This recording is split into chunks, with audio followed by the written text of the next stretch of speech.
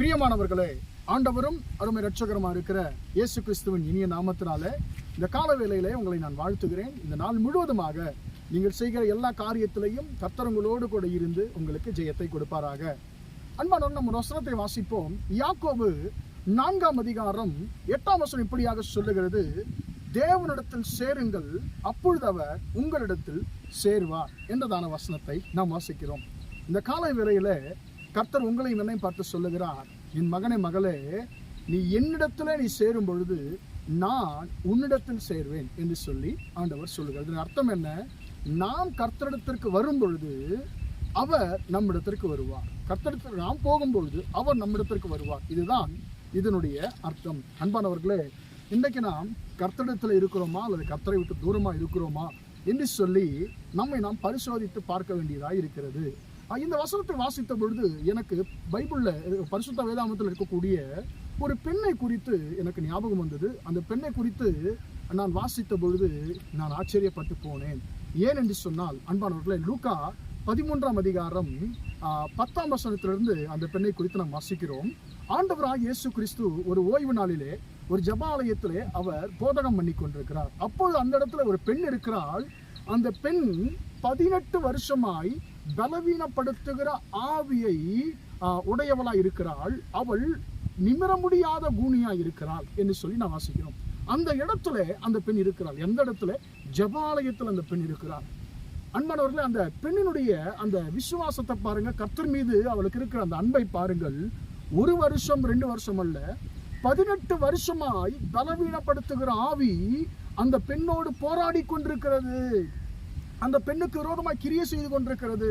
அந்த பெண் கர்த்தரிடத்தில் நெருங்கி சேராதபடிக்கு ஒரு தடையா இருக்கிறது. ஆனாலும் அந்த பெண்ணினுடைய அந்த கர்த்தர் மீது அவளுக்கு இருந்ததான அந்த அன்பு ஒரு நாளும் பிசாசன் வல்லமையினாலே தடுத்து நிறுத்த முடியவில்லை என்று சொல்லி நாம் இங்கே பார்க்க முடியும். அன்பானவர், அடுத்தது பாருங்க, பலவீனப்படுத்துகிற ஆவி. பலவீனம் ஒரு பக்கம், பிசாசு ஒரு பக்கம் போராடுகிறது. எதன் மூலமாக என்று சொன்னால், பலவீனத்தை கொடுத்து அந்த பெண்ணை கர்த்தரிடத்தில் நெருங்கி சேர முடியாத அளவுக்கு கட்டி வைத்து போராடுகிறது. ஒரு பக்கம் பிசாசு, இன்னொரு பக்கம் பலவீனம். அன்பானவர்களே, இன்னொரு பக்கம் அந்த பலவீனத்துடைய விளைவு நீங்க பாத்தீங்கன்னு சொன்னா, நிமிர முடியாத கூனியா இருக்கிறாள். அவள் போகும் பொழுது அவளை அநேகர் பரியாசம் பண்ணி இருப்பார்கள், சிறுவர்கள் பரியாசம் பண்ணி இருப்பார்கள். அன்பானவர்களே பாருங்க, இந்த மூன்றுமே அந்த பெண்ணை கர்த்தருடைய அன்பை விட்டு பிரிக்க முடியல. கர்த்தரிடத்தில் நெருங்கி சேருவதை, அந்த பெண் நெருங்கி சேருவதை இந்த மூன்றுமே தடுத்து நிறுத்த முடியவில்லை. என்ன? முதலாவதாக பிசாசு, இரண்டாவது பலவீனம், மூன்றாவது அந்த பலவீனத்து நிமித்தமாய் வருகிற பரியாசம். இந்த மூன்றுமே அந்த பெண்ணை கர்த்தரை விட்டு பிரிக்க முடியவில்லை. அன்பானவர்களே, இன்றைக்கு நாம் எப்படி இருக்கிறோம்? ஒரு சின்ன ஒரு தலைவலி வந்தால் நம்ம ஜெபத்தை விட்டு விடுகிறோம். ஒரு சின்ன ஒரு பலவீனம் வந்தால் சபைக்கு போவதை விட்டு விடுகிறோம். ஆனால் அந்த பலவீனத்தோடு நம்ம உலக காரியங்கள், உலக நிகழ்ச்சிகள் என்று சொல்லும் பொழுது அதற்கு நாம் முக்கியத்துவம் கொடுக்கிறோம். ஆனால் கர்த்தரை தேடுவதில், கர்த்தரத்தில் நெருங்கி சேருவதில் இந்த சின்ன சின்ன பலவீனங்கள் நம்முடைய கர்த்தர் மீது நமக்கு இருக்கக்கூடிய அன்பை தனித்து விடுகிறது. ஆனால் இந்த பெண் ஒரு தீர்மானத்தை எடுத்திருந்தாள் என்று சொல்லி நான் நினைக்கிறேன். என்ன பிசாசா இருந்தாலும், பலவீனமா இருந்தாலும், பரியாசமா இருந்தாலும், நான் கர்த்தரிடத்திலே நெருங்கி சேருவதை எதுவுமே தடுக்க முடியாது, யாரும் தடுக்க முடியாதுன்னு சொல்லி ஒரு தீர்மானத்தோடு இருந்திருப்பாள். என்ன நடந்தது? அவள் அந்த ஜெபாலயத்துக்கு போனால் பலவீனத்தின் மத்தியிலேயும், போராட்டத்தின் மத்தியிலேயும், பரியாசத்திற்கு மத்தியிலேயும் அந்த ஜெபாலயத்துக்கு போயிருந்தாள். என்ன நடக்கிறது? அந்த இடத்துல இயேசு கிறிஸ்து வருகிறார். அவர் போதகம் பண்ணுகிறார். அன்பானவர்களே, போதகம் பண்ணும் பொழுது அந்த இடத்துல இயேசு அவளை பார்க்கிறார். பார்த்து என்ன செய்கிறார்? அவளை தம்மிடத்தில் அழைத்தார். அவளை தம்மிடத்தில் அழைத்து அவள் மேல் தன்னுடைய கைகளை வைத்து அவளை சுகமாக்கினதை நாம் பார்க்கிறோம். அன்பானவர்களே, 1 வருஷம் 2 வருஷம் அல்ல, அந்த பெண் அற்புதத்திற்காக 18 வருஷம் காத்து கொண்டிருந்தாள். சோர்ந்து போகல.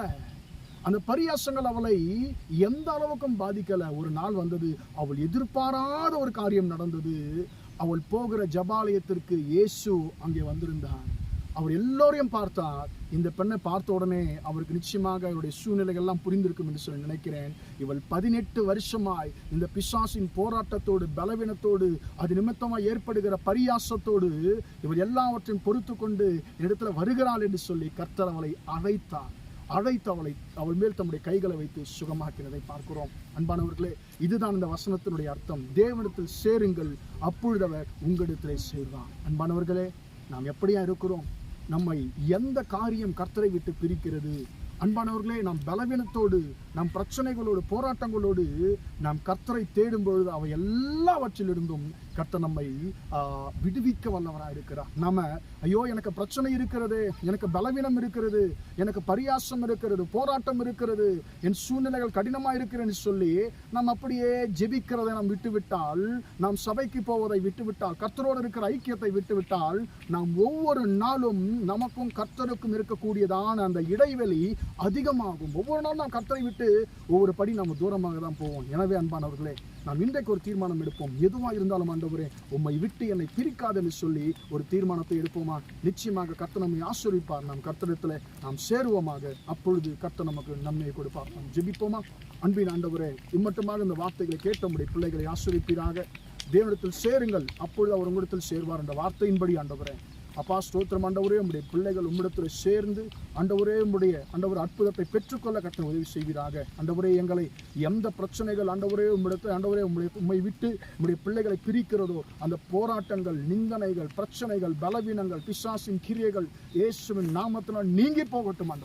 ஆண்டவரே, இயேசுவின் நாமத்தில் நம்முடைய பிள்ளைகளை கர்த்தாவே நீர் ஆசீர்வதிக்கும்படியாக ஜெபிக்கிறேன். இந்த நாள் முழுவதுமாக நம்முடைய பிள்ளைகள் செய்கிற எல்லா காரியத்திலையும் நம்முடைய கரம் இருந்து அவர்களை ஆசீர்வதிக்கட்டும் என்று சொல்லி இயேசுவின் நாமத்தில் ஒப்பு கொடுத்து ஜெபிக்கிறேன். ஜீவனுள்ள நல்ல பிதாவே, ஆமேன், ஆமேன். பிரியமானவர்களே, கர்த்தர் உங்களை ஆசீர்வதிப்பார். Praise the Lord.